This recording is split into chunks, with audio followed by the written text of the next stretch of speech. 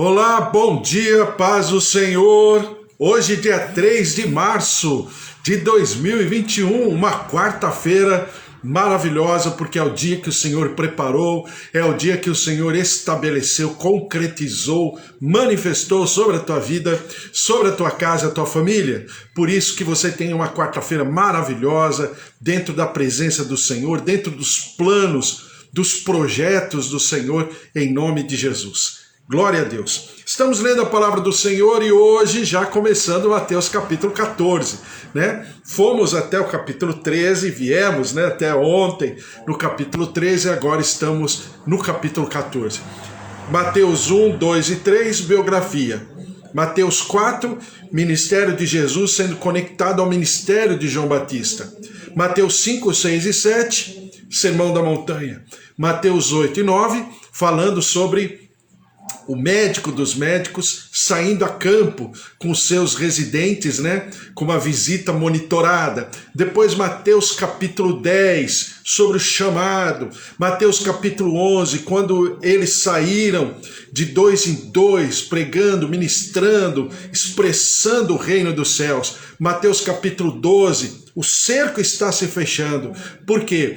Porque a partir desse momento, Jesus começa a viver exatamente uma linha de raciocínio que o levaria à sua morte, ao seu sofrimento. Por quê? Porque quando se percebe grupos religiosos se associando, que eram quase que inimigos, né, entre si, entre cada grupo, mas eles se associam para querer ou para articularem, né? Isso é, politicamente falando, a gente ouve bastante. Eles se articularam para matar Jesus Cristo, né? E em capítulo 12, eles dizem que Jesus fazia a obra que fazia por manifestação demoníaca, né? Com o chefe dos demônios. Então era uma coisa muito grave falar isso de Jesus, e aí Jesus fala sobre a blasfêmia contra o Espírito Santo. Depois, a própria família de Jesus se coloca contrária ao discurso de Jesus, querendo interditá-lo. Então você tem todo um ambiente de animosidade em relação a Jesus, que só está crescendo. Capítulo 13, Jesus ele se propõe a continuar ministrando, mas agora por parábolas. Por que por parábolas? Porque a parábola, ela, sob uma ótica, né, sob uma perspectiva, é uma história, e é muito fácil, porque a parábola é o cotidiano do dia a dia. São histórias, né, que acontecem no nosso cotidiano, principalmente naquela região, sobre agricultura, sobre ovelhas, animais, rebanho, pastoreio, né, tesouro escondido. Então havia assim um discurso de Jesus que era maravilhoso, né? Ou que é maravilhoso porque está registrado na palavra de Deus e que as pessoas gostavam. Mas havia, né, de maneira subliminar, uma outra didática, a didática do reino. E o que significava isso na instauração, na inauguração, né, nessa nova etapa, nessa revisitação de toda a obra de Deus, toda a lei do Senhor através de Moisés, o Antigo Testamento, livros históricos, livros poéticos, livros proféticos, e o que significava tudo isso, né? E Jesus agora vai pontuar de maneira parabólica, né? Ou seja, uma história paralela. Uma é facilmente interpretado ou pensado, é fácil de entender.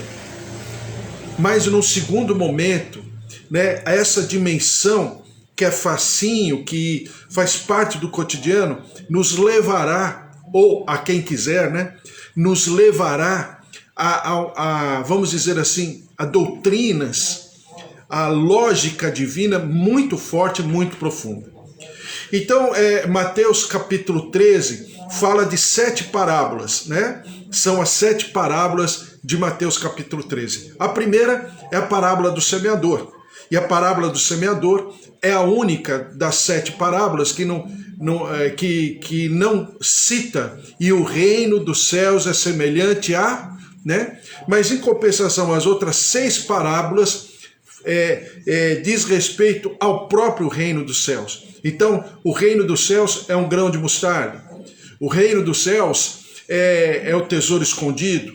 O reino dos céus é a pérola de maior valor. O reino dos céus é como a diferenciação entre joio e trigo, né? O reino dos céus é como a rede lançada ao mar.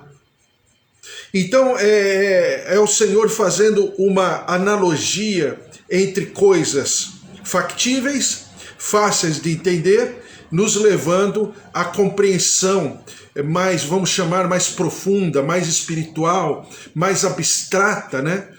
Mas que o Senhor deseja colocar como doutrina, como entendimento do que significa o reino dos céus. Depois, no finalzinho do capítulo 13, e nós lemos ontem, a palavra do Senhor fala que o Senhor Jesus é rejeitado na sua própria cidade, na cidade onde ele cresceu, na cidade de Nazaré.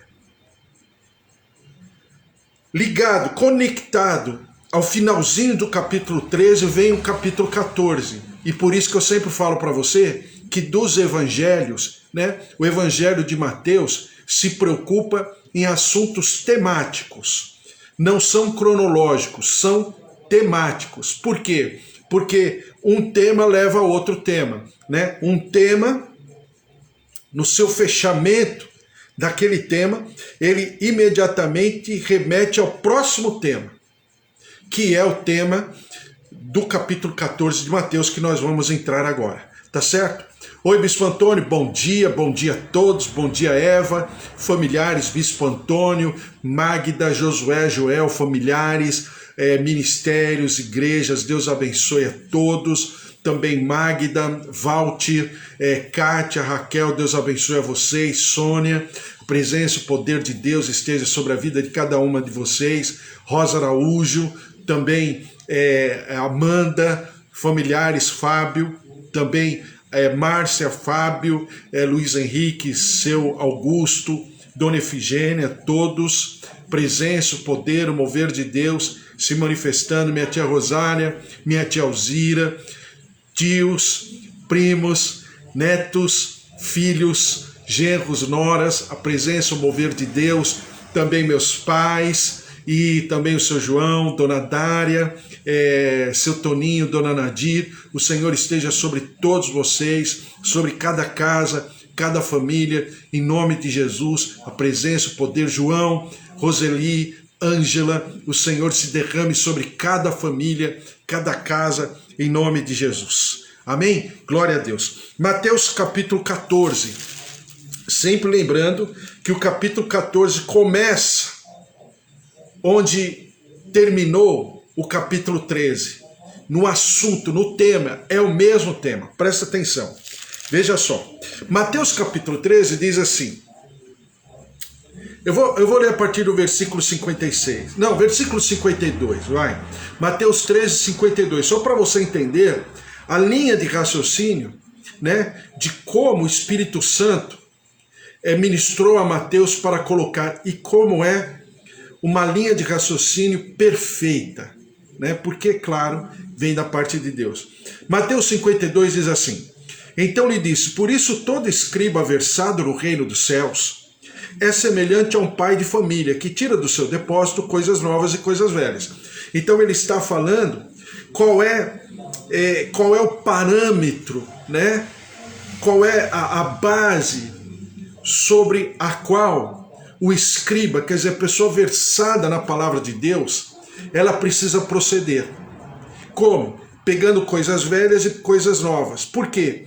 Para o escriba, tudo é uma base, uma plataforma de ensino, de didática. Por que pega o antigo, o velho? Porque o velho e o novo se conectam quando vistos sob a ótica de ensino sobre a pessoa de Jesus Cristo. Daí os teólogos dizerem que Jesus Cristo é a árvore hermenêutica de toda a palavra de Deus. Então, em tudo, se eu não encontrar Jesus Cristo, ou porque eu ainda não entendi, ou então aquele que está me ensinando ainda não teve a revelação, mas que diz respeito a Jesus Cristo diz. Né? Tudo.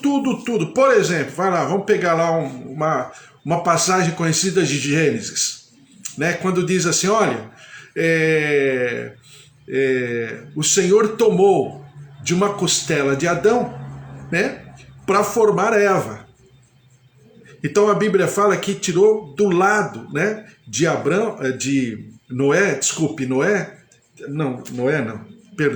de Adão, estou falando de Adão e Eva. Tirou do lado de Adão, né, uma costela para formar Eva. Mas quando eu olho no sentido espiritual, Jesus não é o segundo Adão? É. E ele não foi furado com uma lança do seu lado? Sim. E do seu lado saiu água e sangue, não foi? Foi. Mas aquele ato, profeticamente falando de Adão, está remetendo a Jesus Cristo. Porque a igreja, chamada noiva de Jesus, né, no sentido espiritual, ela foi germinada naquele ato. Porque a partir dali, a igreja de Jesus Cristo é formada. Se lá em Gênesis capítulo 1, capítulo 2,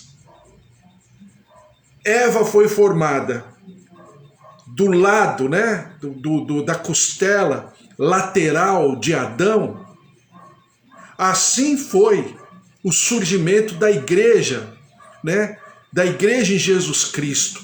Por isso daí, profeticamente falando, a igreja de Jesus Cristo chama corpo místico de Jesus. Por quê? Porque se eu for para tecnicamente falando o que aconteceu com Eva, Eva também é gerada em Adão. Você me entendeu? Então tudo na palavra de Deus, tudo diz respeito a Jesus Cristo. E não precisa forçar, está escrito. Apenas a gente vai alimentando a inteligência da nossa fé. Mas que está escrito? Está escrito. Eu não estou forçando. Ninguém pode falar que eu estou criando uma doutrina. Não, está escrito aqui. Eva foi formada do lado, né? Foi germinada exatamente do lado de Adão, na costela retirada de Adão. Assim foi a igreja em relação ao lado que foi furado com uma lança em Jesus Cristo na cruz do Calvário. Então, assim tudo na palavra de Deus, tá? Então vamos lá. Mateus capítulo 13 fala que o escriba versado no reino dos céus, quer dizer, não é qualquer escriba, mas é aquele que está com a sua base, com a sua plataforma de ensino em cima do reino dos céus. Ele pega do seu depósito, né, coisas velhas e coisas novas, porque tudo serve, tudo é ferramenta, tudo é instrumento de Deus para nos ensinar, para nos exortar, para nos consolar. Por quê? Porque é a palavra de Deus, tá? Então vamos lá. Depois, no versículo, Mateus 13, versículo 55 em diante, diz assim: não é este o filho do carpinteiro? Não se chama sua mãe Maria e seus irmãos Tiago, José, Simão e Judas? Não vive entre nós todas as suas irmãs? De onde lhe vem, pois, tudo isto? E escandalizavam-se, quer dizer, no primeiro momento eles se maravilham. No segundo momento, quando cai a consciência de quem é Jesus e o que os seus argumentos, né, a sua narrativa provoca, vamos chamar assim, de peso de consciência, eles começam a se escandalizar. Por quê? Porque Jesus os confronta consigo mesmo. Jesus, na sua palavra santa, maravilhosa, os leva a terem consciência do pecado, da justiça e do juízo. E isso no primeiro momento, né, quando a gente leva uma bronca, quando a gente é criança, né, isso não é bom. Mas no segundo momento, essa exortação vai gerar em nós fruto de arrependimento, que é a base de todo o reino dos céus, é o arrependimento. Então, quando Jesus começa a falar, você percebe aqui que todos se maravilham, ficam maravilhados. Num segundo momento, eles se escandalizam. Aí você vai falar, como que o mesmo público fica maravilhado num primeiro momento e se escandaliza, fica escandalizado num segundo momento? Exatamente porque a obra é o ato da palavra de Deus. Jesus próprio fala que a palavra de Deus é como uma espada de dois gumes, dividindo a alma do corpo. Ou seja, agindo de uma maneira tão profunda, tão eficaz, que vai me fazer enfrentar os meus valores e ter a consciência da minha, vamos chamar assim, da minha corrupção pessoal, humana. Você está me entendendo? Então é isso que a palavra de Jesus provoca, profeticamente, porque Jesus é o profeta. É diferente dos outros profetas, né? Porque os outros profetas diziam assim, né? E o Senhor lhe diz, ou a palavra de Deus te diz isso. Jesus não. Eu, porém, vos digo. Jesus traz para si a autoridade da palavra, porque ele é a própria palavra. Jesus é a Bíblia, né? Expressa, manifesta, física. Jesus é a própria palavra. Jesus é a Torá. Jesus é a palavra dos profetas, as palavras reveladas dos profetas. Jesus é toda a história do povo até aqui. Jesus encarna a lei, a Bíblia. Ele é a manifestação física da própria palavra. Eu, porém, vos digo. Então você percebeu em todos os textos que nós lemos até aqui, ouvistes o que foi dito, né? Fazendo alusão ou à tradição rabínica, ou à lei de Moisés, ou às palavras dos profetas, ou às palavras dos livros poéticos, né? Ele sempre começa assim, ouvistes o que foi dito. Eu, porém, vos digo. Então, quando nesse movimento profético, nessa dinâmica da inauguração do reino dos céus aqui na terra, você percebe a autoridade de Jesus. E isso incomodava, porque levava as pessoas a se autoavaliarem. E é exatamente o que a palavra de Deus faz. É exatamente o ministério, a obra do Espírito Santo. Nos convencer do pecado, da justiça e do juízo. Quando essas pessoas foram confrontadas exatamente com esses conceitos espirituais, pecado, justiça e juízo, não tiveram por menos. Vamos matar esse cara. O povo, então, que andava com Jesus, porque moravam próximos, vizinhos de Jesus. Falei para você ontem, né? Mais ou menos, só em Nazaré, mais ou menos de 25 a 30, no máximo 35 famílias. 30 famílias, vamos pegar a média, 30 famílias, a 5 componentes para cada família, mais ou menos, dá mais ou menos 150, 200 pessoas. Lógico que conheciam Jesus. Sabiam que era Jesus. Sabiam de quem ele era filho, qual o seu ofício, qual o seu trabalho, como era a sua família, quantos componentes existiam na sua casa. Por isso que eles falam, mas não é Jesus, o filho do carpinteiro, sua mãe Maria, né? Seus irmãos, suas irmãs, nós não conhecemos ele. Quem é ele para estar falando dessa maneira conosco? Então por quê? Porque dói. A exortação, ela dói. A consciência de como está a minha vida vai me levar ou uma rebelião, uma revolta, uma contraposição àquilo que está sendo, vamos dizer, revelado, ou vai me levar ao arrependimento. Cabe a mim. Cabe a mim determinar quais serão os próximos capítulos da minha vida. Esse povo aqui queria rechaçá-lo, uma outra parte do povo queria matá-lo, e pouquíssima gente se arrependia de fato. Aqui começa o caminho ao sofrimento. Aqui começa o caminho ao flagelo, ou como a gente fala, né? A gente tradicionalmente falando, começa a falar, aqui começa a paixão de Jesus Cristo. É nesse momento. Porque diz assim, e escandalizavam-se nele. Jesus, porém, lhes disse, não há profeta sem honra, senão na sua terra e na sua casa. E não fez ali muitos milagres por causa da incredulidade deles. É por isso que eu escrevi ontem, né? No título que eu coloquei assim, né? É que aqueles que são tão próximos se distanciam. E aqueles que estão distantes se aproximam. Por que se aproximam? Agora é por causa de um sentimento de coração, de um sentimento de humilhação, de um sentimento de consciência saudável, que os leva a se aproximarem de Jesus. Então, é aquilo que nós vivemos aqui todos os dias, né?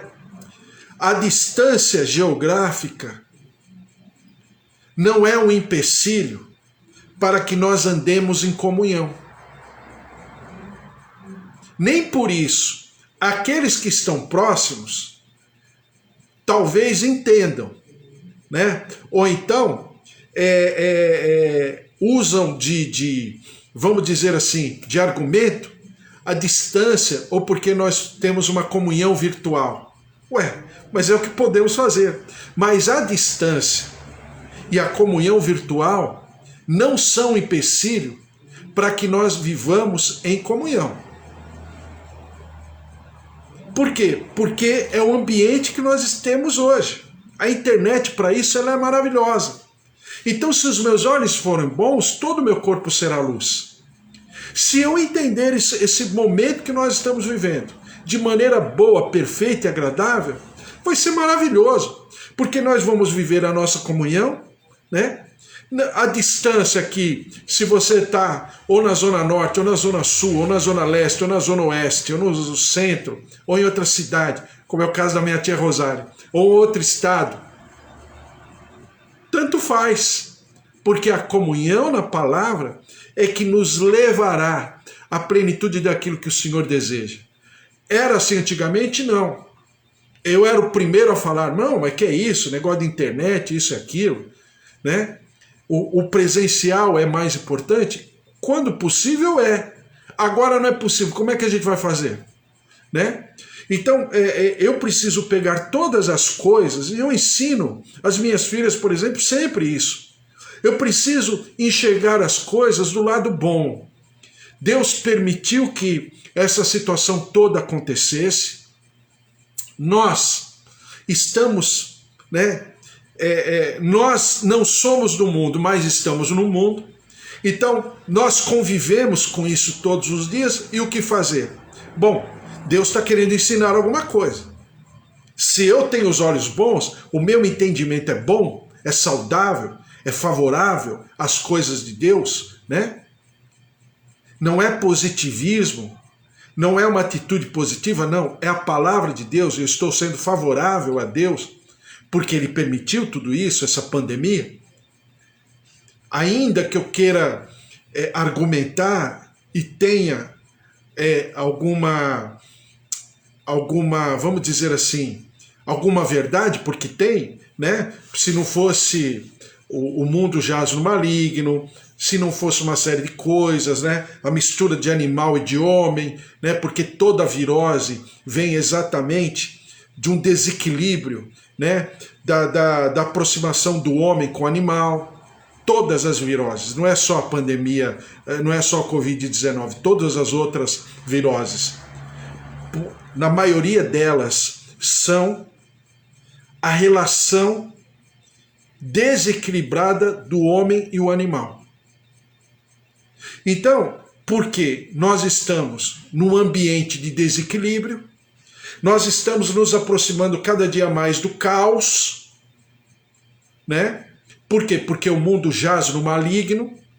Então não adianta eu olhar aí sim, com positivismo, achando que o mundo vai melhorar, porque ele não vai melhorar. É líquido e certo que Jesus está se aproximando. Então, Jesus está se aproximando, que eu estou querendo dizer, é líquido e certo que Jesus está próximo da sua volta, da sua segunda volta. Então, o que fazer? Peguemos as ferramentas que estão à nossa mão e trabalhemos para a nossa comunhão e para a manifestação e para a ministração e para o desenvolvimento, aprendizado do reino dos céus. Pronto. Então, o que Jesus está fazendo aqui é exatamente a mesma coisa. Ele está pegando aquele ambiente que é totalmente hostil a ele e está preparando todo o ambiente para o seu sofrimento e para a conclusão, a consumação, como ele diz, né? A consumação da palavra de Deus nele próprio. Porque ele é ele é o próprio cumprimento da palavra, porque ele é a própria palavra. Então, olha só o tema de Mateus como é perfeito nessa linha de raciocínio. Vamos lá para Mateus capítulo 14. Se não der tempo hoje, a gente continua amanhã. Mas diz assim: por aquele tempo, ouviu o tetrarca Herodes a fama de Jesus. Tetrarca por quê? Tetrarca 24, né? É tetrarca, né? Como a gente fala, uma chave, a chave tetra, né? Quer dizer, 4 lados, né? De uma chave, geralmente, da fechadura da porta principal da casa, né? É tetra, né? Porque é 4. Então, por que Herodes o tetrarca? Porque o Império Romano dividiu aquela região em 4 partes. E essas 4 partes estavam divididas entre os herdeiros de Herodes o Grande. Um deles é Herodes o tetrarca, quer dizer, filho do Herodes Grande, filho do Herodes o Grande. Então a palavra do Senhor diz assim: por aquele tempo eu vi o tetrarca Herodes a fama de Jesus. Disse aos que o serviam: este é João Batista, ele ressuscitou dos mortos, e por isso nele operam forças miraculosas. Presta atenção como é temático. Nesse momento aqui, primeiro versículo, geralmente, eu já te expliquei, né? Na Bíblia, geralmente o primeiro versículo é o resumo, é a síntese de todo o capítulo. Está no primeiro versículo. Então esse primeiro versículo, ou os dois primeiros versículos, falam de todo o capítulo 14. Fala sobre o quê? Qual é o tema central? É o ministério de João e a morte de João e por que João foi morto. Então aqui, quando Mateus começa a escrever, João já havia morrido, né? Porque alguém fala assim, de um momento fala que Herodes achava que era Jesus era João reencarnado. E depois fala que João seria morto, é porque depois vai contar a história, né? Vai detalhar esse título do capítulo 14, que é o versículo 1 e o versículo 2. Tá? Então vamos lá, versículo 3. Porque Herodes, havendo prendido e atado a João, o metera no cárcere por causa de Herodias, mulher de Filipe, seu irmão. Então João estava apontando o dedo profeticamente, exortando a Herodes que Herodes estava cometendo um pecado. O pecado duplo. Por que o pecado duplo? Porque Herodias era esposa do seu irmão Filipe, né? Que era rei em outra região ali, que também era filho de Herodes, ou seja, era filho de Herodes o Grande, mas irmão de Herodes o Tetrarca. E Herodias era esposa de Filipe. Só que Herodias também era sobrinha, porque era filha do outro irmão de Herodes. Olha que confusão, que promiscuidade. Então Herodes estava aqui cometendo pecado duplo. Por quê? Porque ele estava cometendo incesto e estava cometendo adultério. Porque Herodias não havia se separado de Filipe, não havia se divorciado, que era prescrito na própria lei, o divórcio. A questão não é essa. A questão é que Herodias simplesmente se permitiu ao adultério. E Herodias, né, era ainda esposa de Filipe. Então, Herodes, numa atitude petulante, soberba, orgulhosa, como dizem por aí, né, tem um rei na barriga, e ele realmente tinha um rei na barriga. Então ele fez isso e ponto, querendo dizer que ele era o mais forte entre todos os irmãos, tomando a filha de um irmão que estava casada, né, com outro irmão. E ele toma essa jovem sem dar satisfação para ninguém. Quando João Batista, o profeta João Batista, fica sabendo disso, ele foi lá e apontou o dedo para Herodes. Pronto. Pediu para morrer. E aí diz assim: pois João lhe dizia, não te é lícito possuí-la. E querendo matá-lo, temia o povo porque o tinham como profeta. Então Herodes, politicamente falando, como é nos dias de hoje, para esses políticos de ocasião ou governantes de ocasião, né, o que mais amedronta essas pessoas é o povo, é o voto popular, é a opinião popular. A opinião popular faz a pessoa mudar completamente de estratégia, caso ele perceba que o povo não concordou ou não está apoiando em alguma área. Mesma coisa nessa época. Ora, tendo chegado o dia natalício de Herodes, dançou a filha de Herodias diante de todos e agradou a Herodes, pelo que prometeu com juramento dar-lhe o que pedisse. Então ela, instigada por sua mãe, disse: dá-me aqui num prato a cabeça de João Batista. Entristeceu-se o rei, mas por causa do juramento. Veja só, Herodias aqui, não bastasse tudo que estava acontecendo, agora ela pega a filha dela, possivelmente, né, fruto do casamento com Filipe, o irmão de Herodes, e manda ela dançar. Por que manda ela dançar? Porque ela sabia que uma menina nova, desculpe o termo, né, como dizem aí, popularmente falando, carne nova, dançando na frente de Herodes, Herodes faria qualquer coisa. E por que Herodias provoca isso? E agora eu vou entrar numa situação que aí eu vou continuar amanhã, né? Diz assim: entristeceu-se o rei, mas por causa do juramento e dos que estavam com ele à mesa, quer dizer, ele estava na frente de todo mundo, ele estava, vamos dizer assim, exposto, né?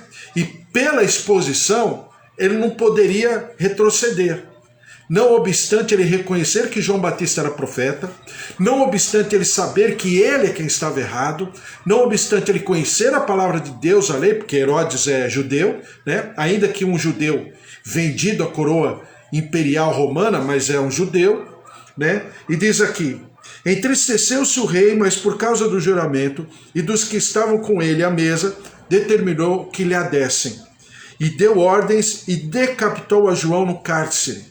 Foi trazida a cabeça num prato e dada à jovem que a levou à sua mãe. Então vieram seus discípulos, levaram o corpo e o sepultaram. Depois foram e anunciaram a Jesus. Então aqui, evidentemente, todo o ambiente está mostrando para Jesus o quê? Como sinal de Deus, que o seu sofrimento está às portas. É por isso que aqui, quando eu falei para você no início do capítulo 13, é uma nova etapa. O Senhor Jesus já está caminhando para o final do seu ministério na terra. Por quê?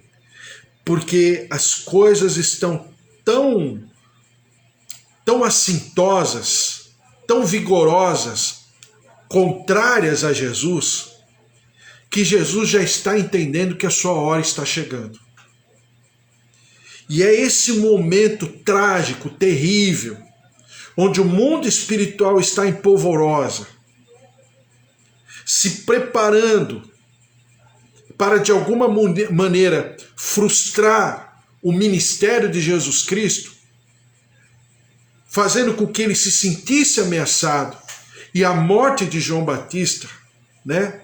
Com certeza a intenção no mundo espiritual era ameaçar, intimidar Jesus Cristo no seu ministério.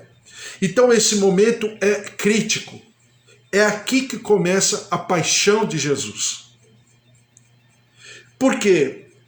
Porque nós devemos entender, e o Senhor está falando isso conosco, que nós devemos entender o mundo, o planeta Terra, de uma maneira saudável.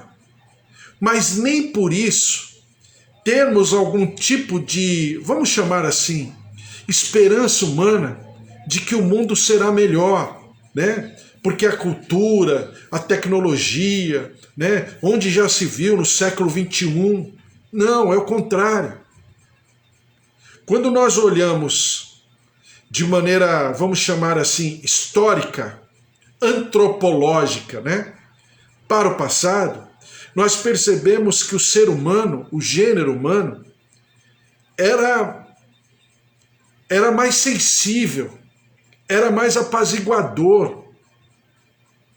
O ser humano de hoje, no sentido geral, ele está cada vez mais bestial. Por quê? Porque está havendo um desequilíbrio, né? Corpo e espírito.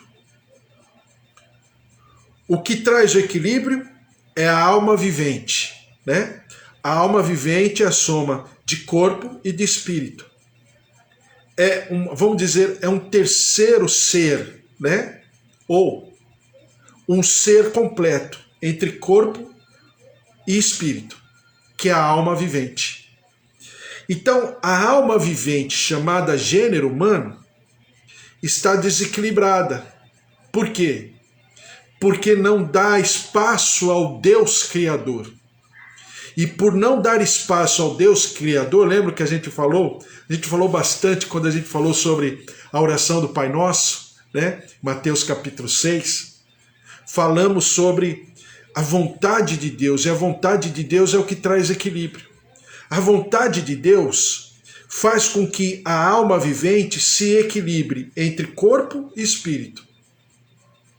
Mas quando essa alma vivente não dá espaço, não cultua, não adora a Deus na sua grandeza, na sua excelência, na sua misericórdia, na sua bondade, na sua grandeza, na sua autoridade, no seu poder, na sua onipotência, onipresença, onisciência, quando essa alma vivente não se abre e não dá espaço saudável para que esse Deus se manifeste, ou bem o gênero humano vai para a bestialidade, ou bem, do outro lado, ele vai para uma espiritualidade excessiva.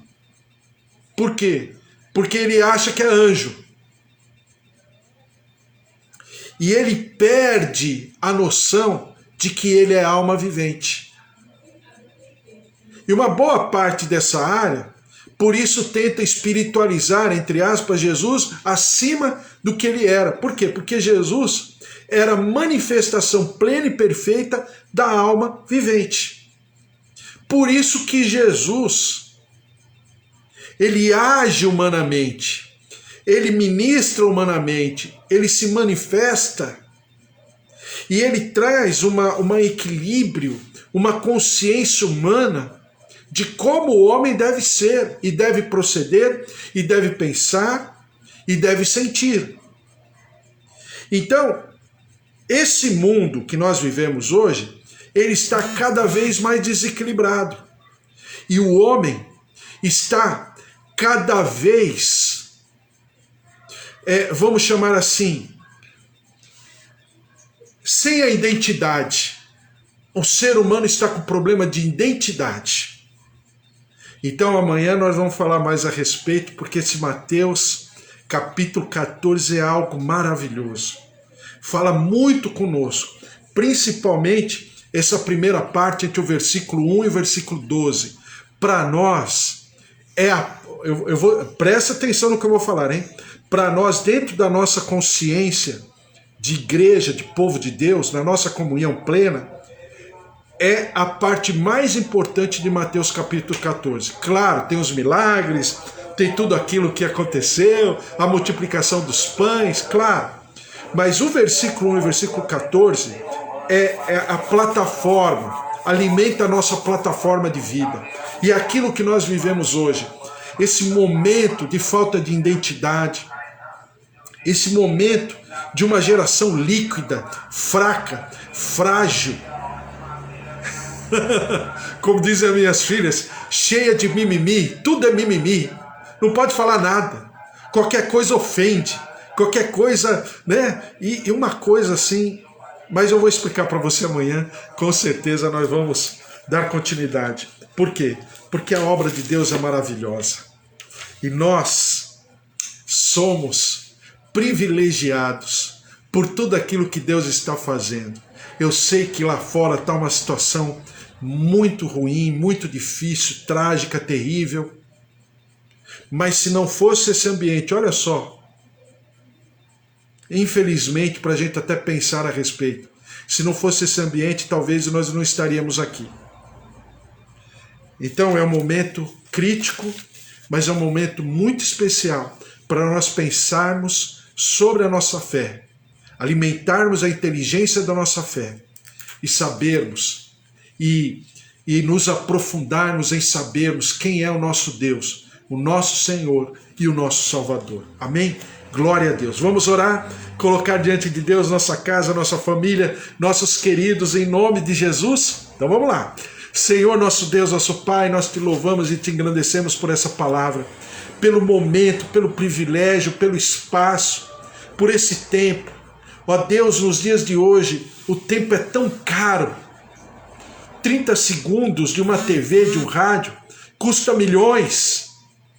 Mas do outro lado, a presença, o poder e o mover de Deus, nesse tempinho, é tão especial e nós te engrandecemos por isso. Por isso, ó Deus, derrama-te sobre nós, continua a nos falar, a nos ministrar, a nós entendermos e termos a consciência exata de quem é o nosso Deus, o nosso Senhor, o nosso Salvador, o nosso ministério, o nosso chamado, as nossas responsabilidades, a nossa consciência em relação ao reino. Derrama-te sobre nós, cada casa, cada lar, cada família aqui representados, em nome de Jesus. Move-te dos céus sobre as nossas famílias, nossos idosos, nossos avós, tios, pais, marido, esposa, filhos, sobrinhos, netos. Derrama-te, ó Deus, derrama-te sobre nós, tocando no nosso corpo, tocando no nosso organismo, em nome de Jesus,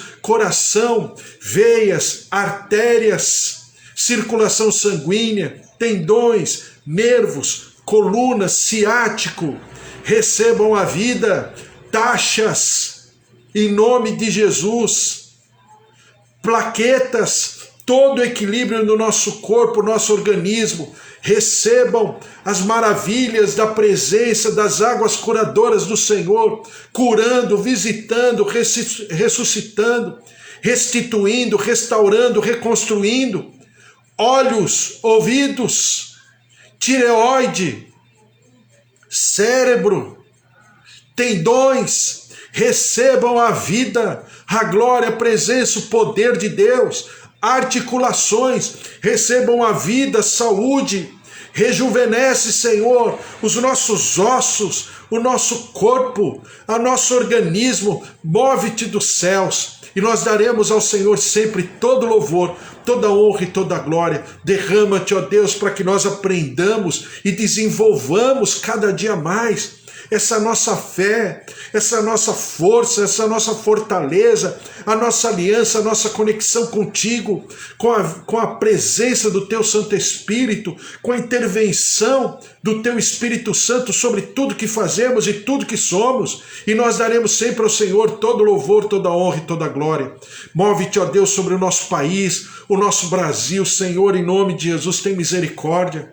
Cada dia, cada momento, cada hora, Senhor, são mais de 1.200, 1.300 pessoas mortas por dia, só por causa da pandemia, fora os outros males que atingem a nossa terra.